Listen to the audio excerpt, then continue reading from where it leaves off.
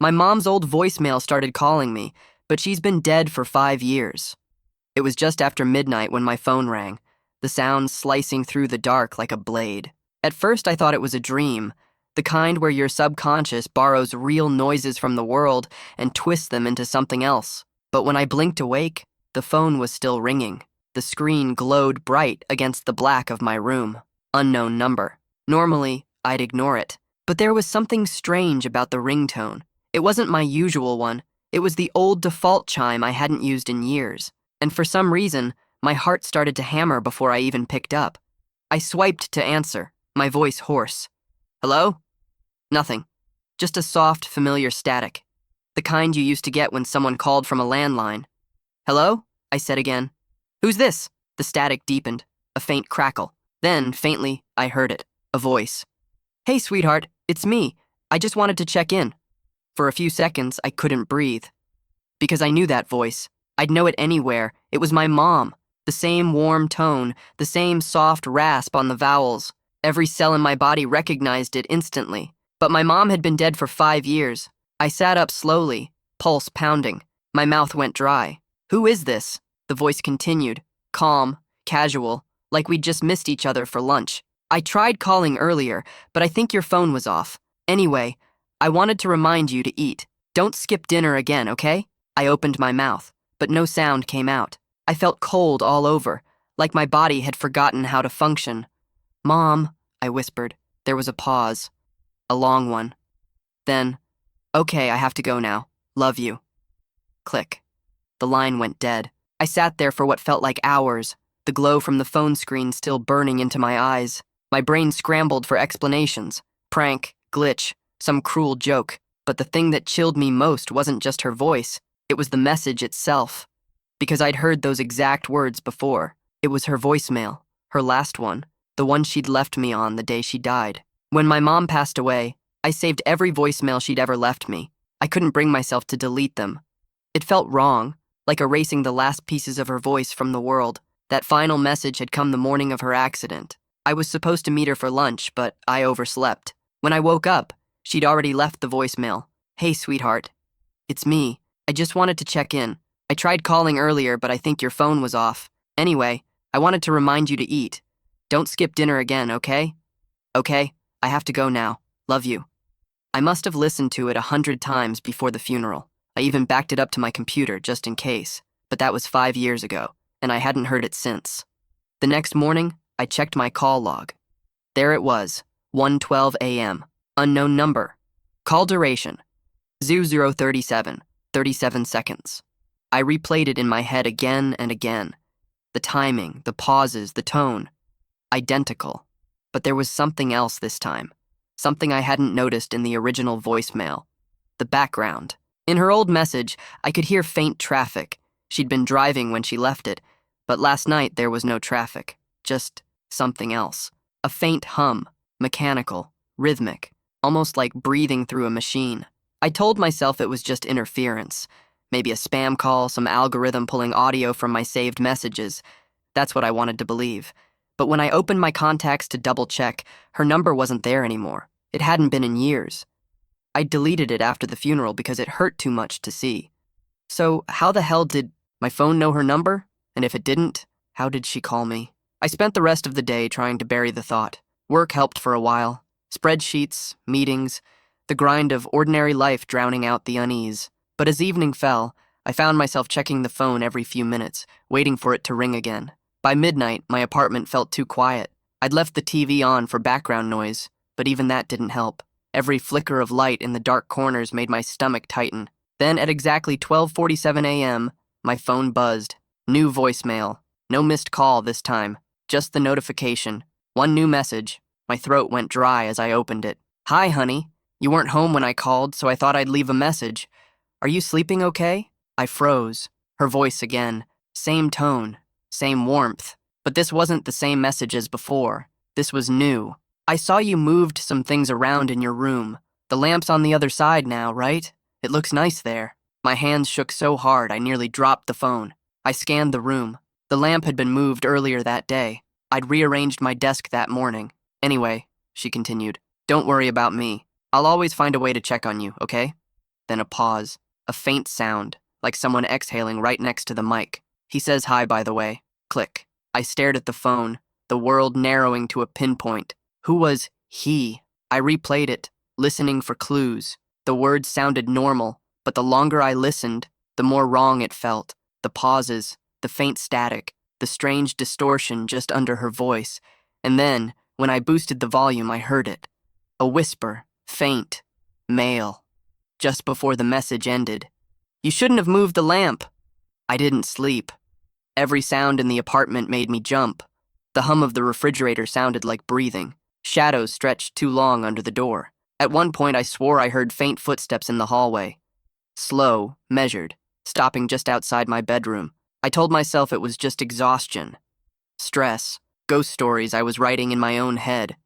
By dawn, I'd convinced myself it was nothing supernatural. There had to be an explanation. Maybe my phone was hacked. Maybe some creep had access to my files. Something logical. I decided to test it. I unplugged the router, turned off Wi-Fi and data, and deleted every backup app I had. I even did a factory reset on the phone. Clean slate. I didn't tell anyone. Not my sister, not my friends. I didn't want to sound insane. But deep down, I think I was already starting to believe it wasn't a hack, because the messages weren't random. They were personal. They knew things no one else could. That night, I slept with the phone face down on the nightstand. I told myself I wouldn't look at it, no matter what. I even put it on airplane mode, just in case. Around 2 a.m., I woke up to the sound of ringing. I froze. The phone was still on airplane mode. The sound was faint, muffled, like it was coming from inside the walls. I pressed my ear to the drywall. The sound got clearer. Ring, ring, ring. Then it stopped, and the voicemail alert chimed. I turned the phone over. The screen was black, but the notification appeared anyway. One new message. My fingers trembled as I played it. Static. Then her voice. Why did you turn off your phone, honey? I can't reach you when you do that. I felt sick. You shouldn't ignore your mother. You know how that makes me feel. The voice wasn't warm this time. It was clipped, cold. He's getting upset too. The whisper again. Louder this time, right next to the mic. Don't make us come in. I threw the phone onto the floor. It buzzed once more. Another voicemail. I didn't touch it. I couldn't, but the phone played it anyway. The speaker activated on its own, volume maxed. It's okay, sweetheart. You don't have to be scared. Open the door. My gaze darted to my bedroom door. The handle twitched, just once, slowly, then again. My breath caught in my throat. We're here, she whispered. The door creaked open, just an inch, enough for me to see the faint outline of someone standing in the dark hallway, tall, unmoving. And then faintly from the phone speaker, both voices together. Say goodnight. The line went dead, and the figure in the hallway disappeared. I didn't sleep at all after that. When morning came, I packed a bag and drove 2 towns over to my sister's place. I didn't tell her why, just said I needed a break. She didn't ask. She'd lost Mom too. For a while, it felt like things were back to normal. No calls, no voicemails. I left my phone in the car at night, afraid to keep it near me. But after 3 days, curiosity won. I checked it. No missed calls, no notifications, except one new contact in my phone book. Mom. I didn't add it. There was no number listed, just a note attached to the contact. It said, voicemail active. I didn't touch my phone for 2 hours. I just sat in my sister's guest room, staring at that contact on the screen, the way you might stare at something poisonous, knowing that curiosity is what kills you. The note under Mom said voicemail active, but when I tapped it, nothing happened. No number, no recent calls. Just her name, the same way it used to appear when she called me years ago. My hands were trembling so badly I almost dropped the phone. I wanted to delete it, but I couldn't bring myself to. It felt like deleting her all over again. My sister knocked on the door. Hey, she said softly. You okay? I forced a smile. Yeah, just tired. Work stuff. She gave me that look, the kind that says she doesn't buy it but won't push. Dinner in an hour, okay? When she left, I turned the phone over and put its screen down on the desk. I wasn't going to look at it again. Not tonight. Except at exactly 1:03 a.m., the phone buzzed. I didn't move. It buzzed again. Longer this time. A slow vibration that went on, until it almost sounded like a heartbeat. When it stopped, I thought it was over. Then the voicemail icon appeared on the lock screen. One new message. I stared at it for a long time, my pulse pounding in my ears. My brain screamed, "Don't listen," but my hands were already moving. I hit play. "Hi, baby, it's Mom." My chest tightened instantly. Her voice was calm, cheerful, the same tone she'd used when I was a kid and forgot to call her after school. "You didn't answer again. That's okay. I'm patient. I've been waiting a long time." Static crackled behind her words like someone breathing close to the phone. "You know, I used to stand outside your room when you were little just to hear you breathe. You were so quiet when you slept. I'd get scared sometimes and scared you'd stop." The static deepened. I could hear something else in it now. A rhythm. Wet. Slow. "He says you still breathe the same way. He's listening right now." I dropped the phone. The message kept playing. The sound muffled through the carpet. "Don't worry, sweetheart. He likes you. He says you sound just like me." Click.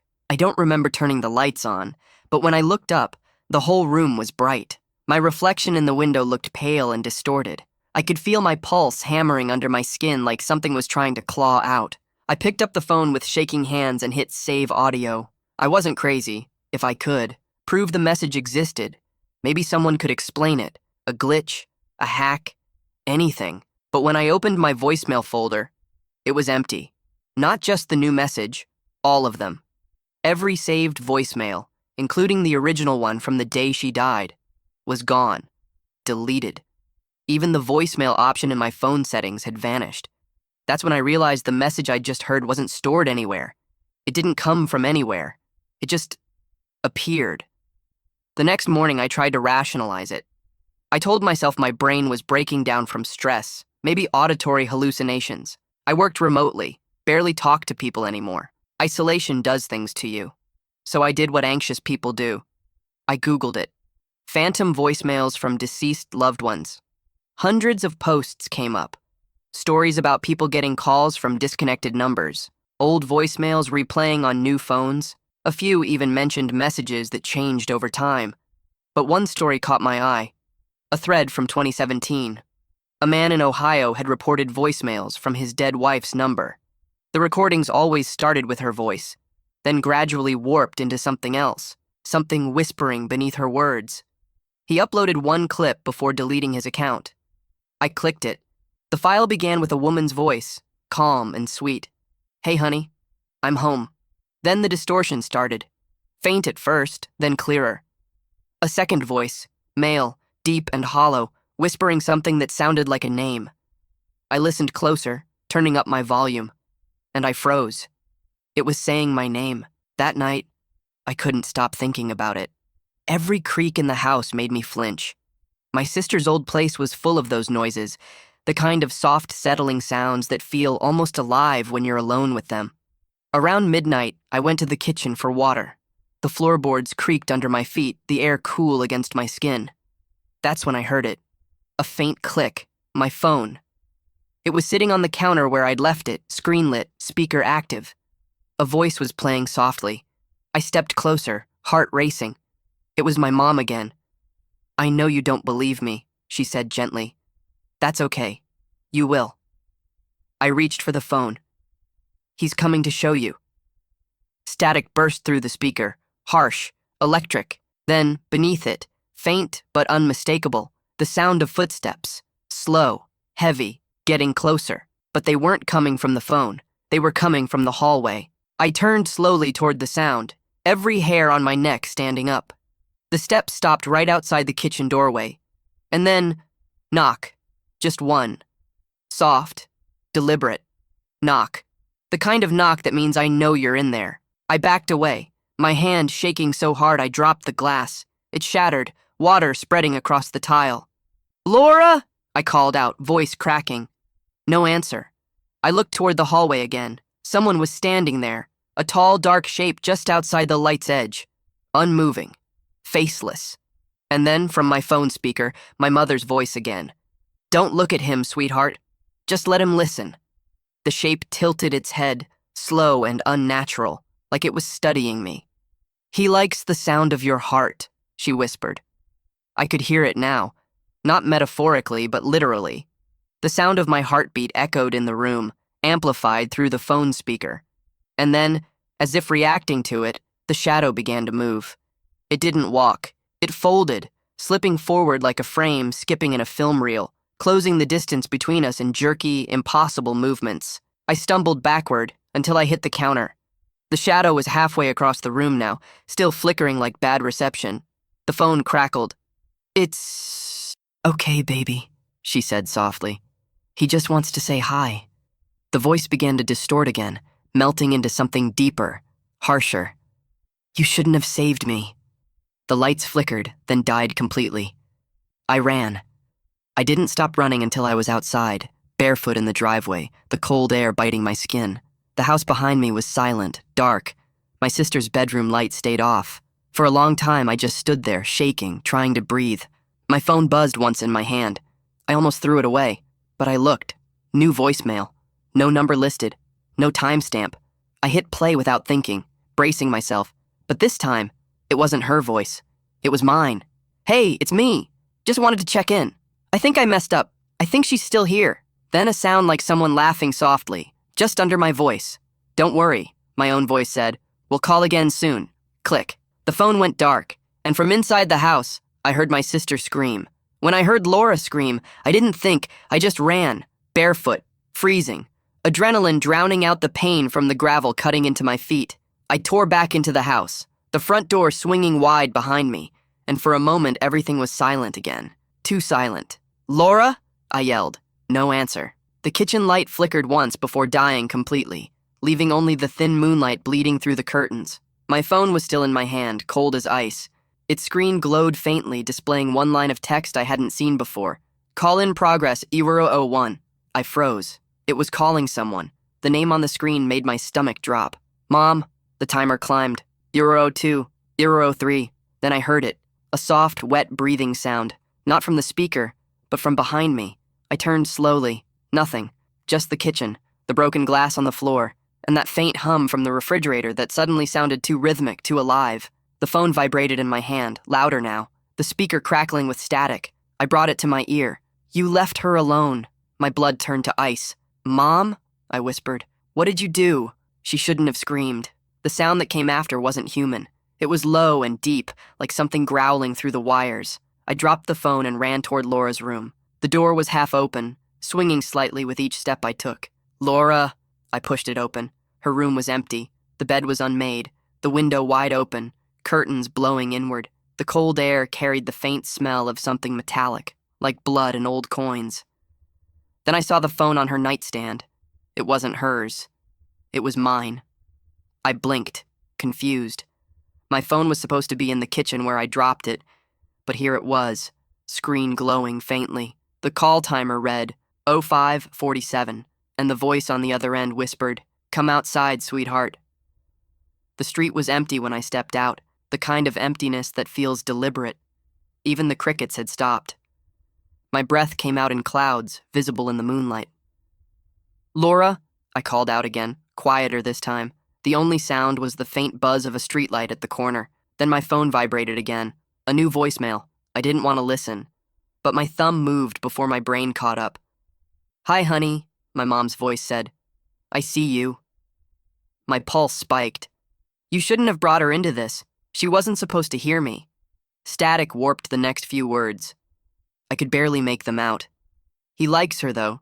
Says she sounds like me when she cries." The message ended with a faint click.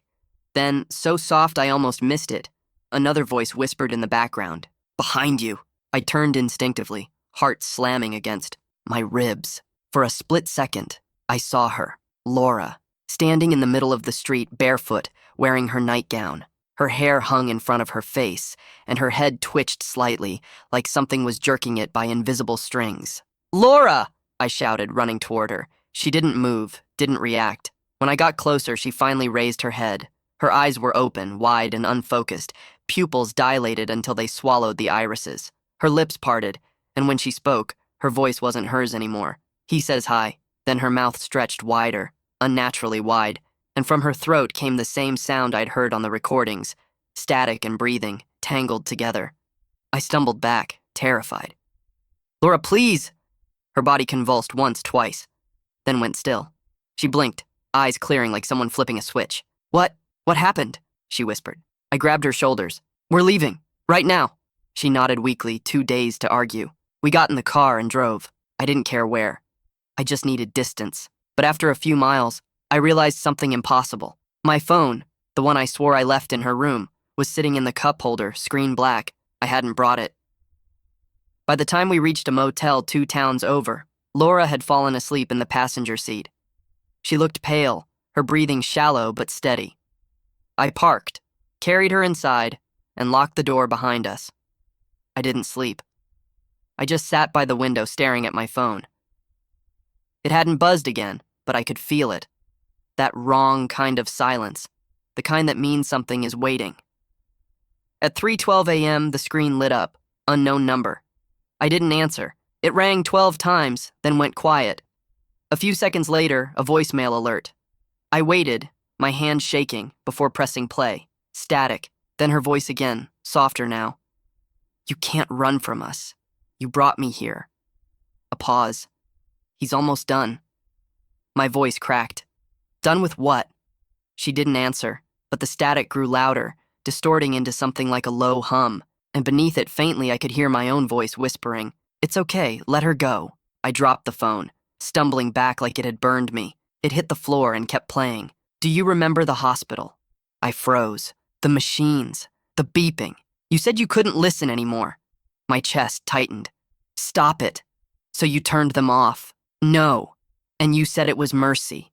Tears filled my eyes. Stop. But it wasn't mercy, was it, sweetheart? It was guilt. I couldn't breathe. My mother had died in a hospital bed, hooked up to machines. The doctors said she had a chance, a small one. But I'd been the one to sign the paper, the one who said enough. You killed me, her voice said, still calm, still warm. And now you won't let me rest. The line hissed, growing louder until the whole room buzzed with it. The lights flickered, the TV turned on by itself, showing only static. And then, faintly, through the noise, another sound. Laura, from the bed, whispering. I turned. She was sitting up, her eyes still closed, head tilted back slightly. Her lips moved in slow, jerky motions, matching the rhythm of the hum. He's here, she murmured. He's almost here. I ran to her, shaking her shoulders. Wake up, Laura, please. Her eyes snapped open. But they weren't hers anymore. Both irises had turned pitch black, reflecting the light from the TV like oil. He says you should have let her die on her own, she said. I stumbled backward, horrified. Get out of her! Her mouth twisted into something like a smile. We already did. The TV's static grew violent, filling the room with a deafening buzz. Every light flickered, shadows stretching long across the walls until they reached the ceiling, merging into one massive shape. Tall, featureless, and from somewhere inside that darkness came my mother's voice again. You wanted to hear my voice, so here we are. The next thing I remember is waking up on the floor. Morning light bled through the thin motel curtains. The air smelled burnt, metallic. Laura was gone. The bed was empty, sheets still warm. My phone lay next to me, screen cracked, buzzing faintly. A new voicemail. I pressed play with shaking fingers. She's with us now, my mom said softly. You don't have to be alone anymore. Then silence. Except, faintly, under the static, Laura's voice. Don't answer the next call. Click. The line went dead. The motel room was too quiet after the message ended. That kind of silence that feels heavy, like the air's holding its breath. The sunlight looked wrong, too. Pale, flat, almost colorless, like the world outside was only pretending to be morning. I stayed on the floor for a long time, staring at my phone. I didn't dare touch it again. It just sat there on the carpet, screen cracked, faintly humming like a heartbeat under glass. When I finally got up, I checked the bathroom, the closet, even under the bed. Nothing. No sign of Laura. Her bag was still here, her shoes, her keys. But she was gone. My voice felt foreign when I spoke out loud, hoarse from hours of not using it. Laura? No answer. I checked outside next. The parking lot, the lobby, the vending machines by the stairs. Nobody had seen her. The guy at the front desk gave me that bored, half-asleep look when I asked. She checked out, man, he said. I blinked. What? He shrugged. About an hour ago, said she was leaving early. Dropped off her key, paid in cash. I shook my head. That's not possible. I've been in that room all night. He stared at me a second longer, then shrugged again. Well, whoever it was had her ID. I drove for hours that day trying to figure out what was real. Every time I checked the rearview mirror, I expected to see her sitting in the back seat. Once, I did, just for a second, a flicker of movement in the reflection, a shadow in the shape of her. I nearly swerved off the road. When I looked again, the seat was empty. By nightfall, I ended up back where it all started, my old apartment. I don't remember deciding to go there. I just found myself driving toward it. The building looked the same, gray concrete, dead plants on the balcony, the faint hum of someone's TV through the wall. My old door was unlocked. I knew I'd locked it the night I left. Inside, everything was exactly as I'd left it, except for the phone on the kitchen counter. My old phone. The one I'd replaced years ago after Mom died. The screen was dark, but when I picked it up, it felt warm, like someone had been holding it. I pressed the power button. The screen flickered, then turned on. There were no apps, no home screen, just a single notification. One new voicemail. I didn't want to, but I hit play anyway. Static filled the room, swallowing the sound of my own breathing. Then, "Hi, baby." Her voice, same tone, same rhythm. But the warmth was gone now. The way she said baby sounded like someone testing out a new language. "You came home." My throat tightened. "What do you want from me?" A pause. Then, almost gently, "You promised to take care of me. You said you'd never let them keep me in that cold place." Her voice cracked, a sound that wasn't quite human pain, but close. "So why did you pull the plug?" Tears stung my eyes. "Because you were suffering, Mom."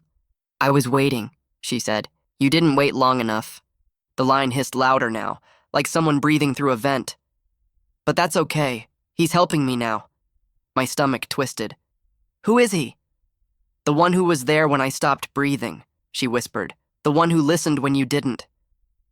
The words were followed by a sound I'll never forget. A slow, wet inhale, like someone filling lungs that shouldn't work anymore. Then, faintly, a second voice joined hers. "Say goodbye." I dropped the phone, but the sound didn't stop. It kept coming, echoing from the walls, the air vents, even the faucet. The lights flickered, and for a split second, I saw something move in the reflection of the microwave door, tall, thin, standing right behind me. I spun around. Nothing. But my phone wasn't on the counter anymore. It was in my hand, and I hadn't picked it up. The screen lit up again. Incoming call. Mom. My hand moved on its own, answering before I could stop it.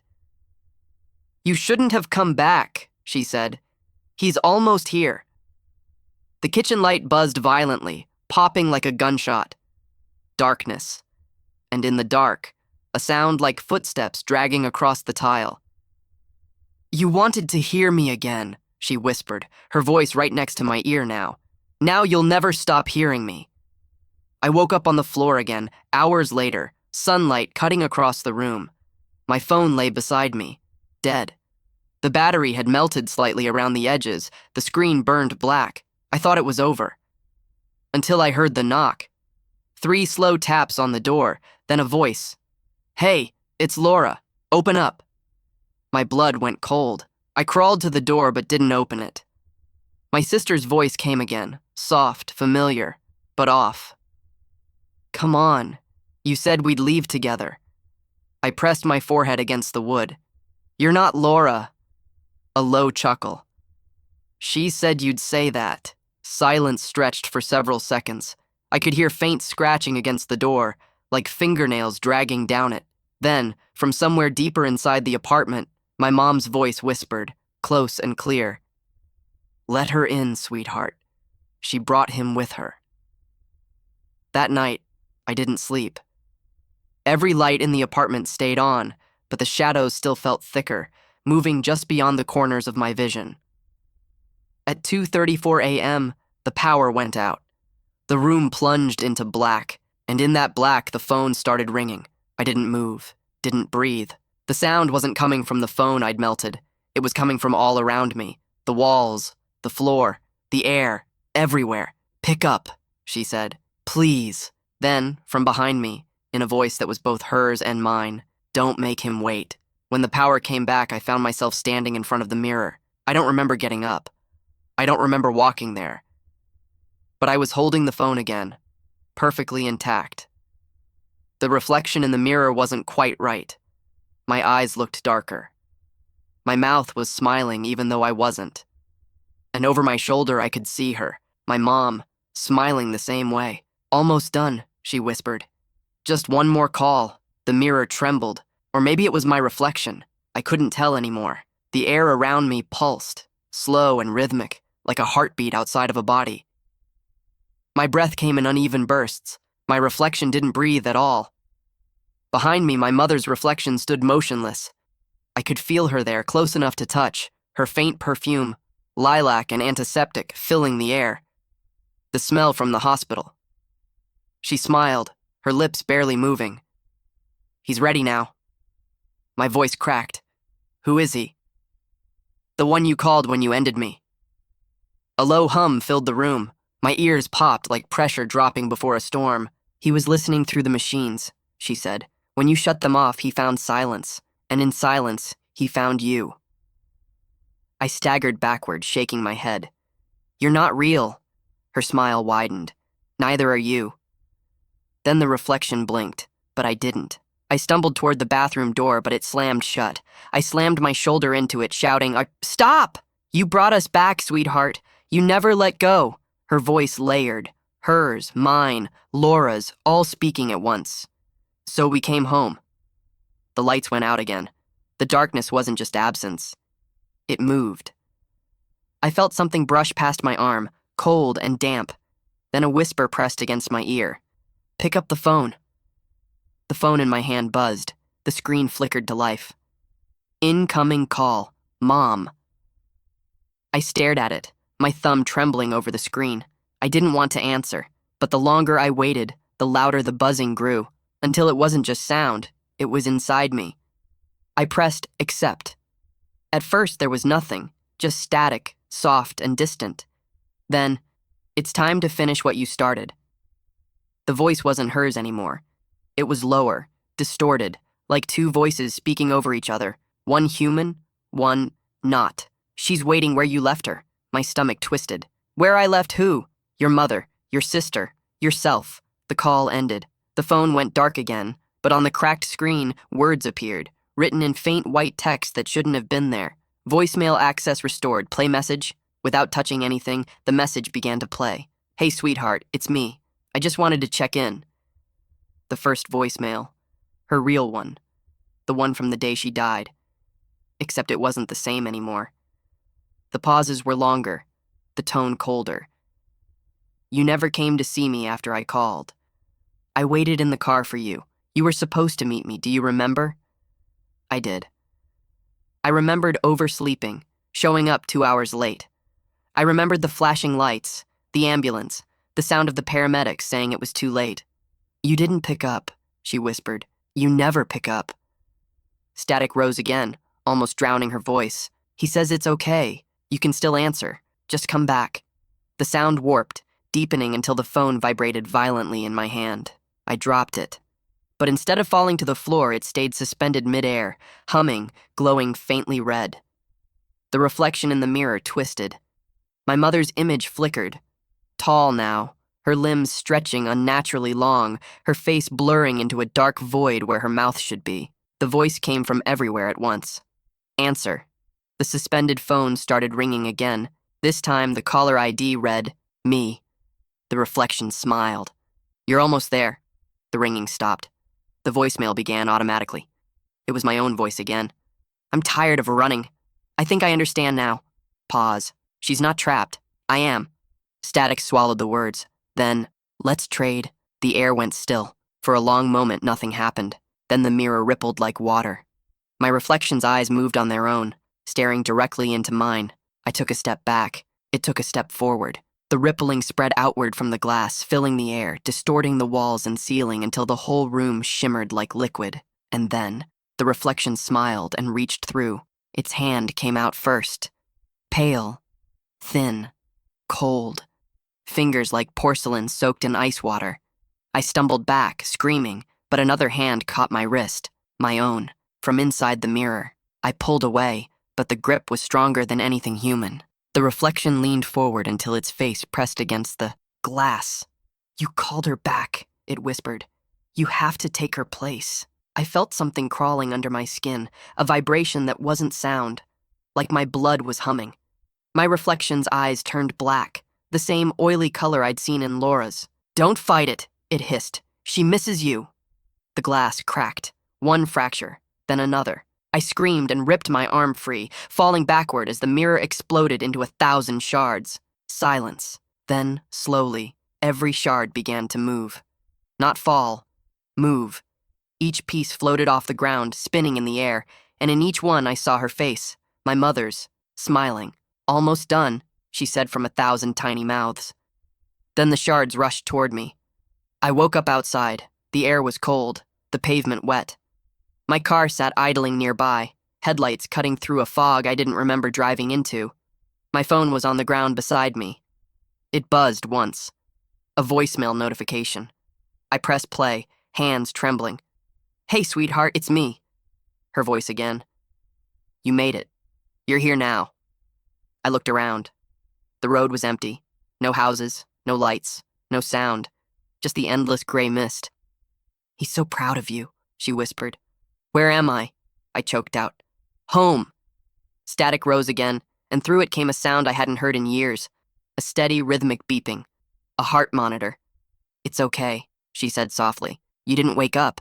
The fog thickened until I couldn't see the road anymore. My phone buzzed again. Another message. Voicemail, too. I hit play. This time, it wasn't her voice. It was mine.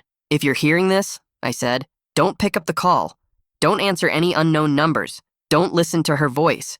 Because once you do, you'll never stop hearing it." The message distorted. My voice warped. But it's too late for me.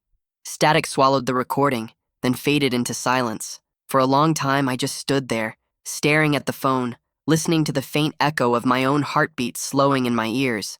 Then faintly, from somewhere in the fog, her voice came one last time. "I told you, sweetheart. I'll always find a way to check on you." And then the fog moved, rising, shifting, until a shape began to form inside it. Tall, familiar, smiling, holding a phone to its ear.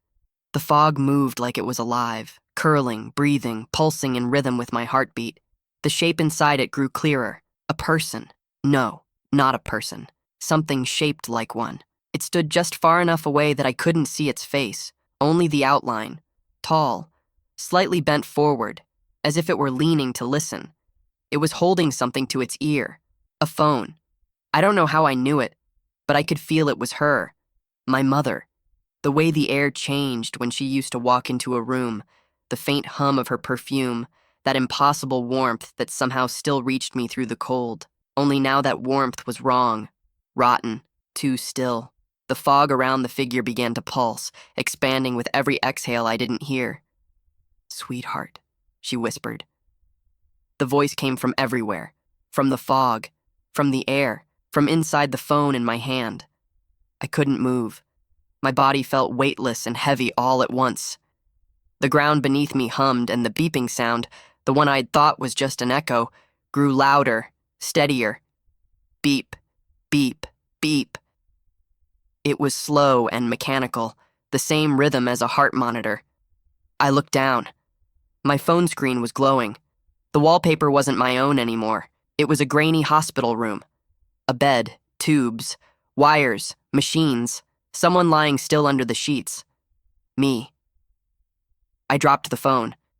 It hit the ground but didn't stop glowing. The sound from it grew sharper, each beep followed by the faint hiss of air like a ventilator. "No," I whispered. "No, You never left," she said softly. "You never woke up." I shook my head, backing away. "That's not true. You turned off the machines, remember? You killed me. You couldn't handle what you did." The words cut through me. I felt sick, dizzy. "So you went to sleep too, and you brought him with you."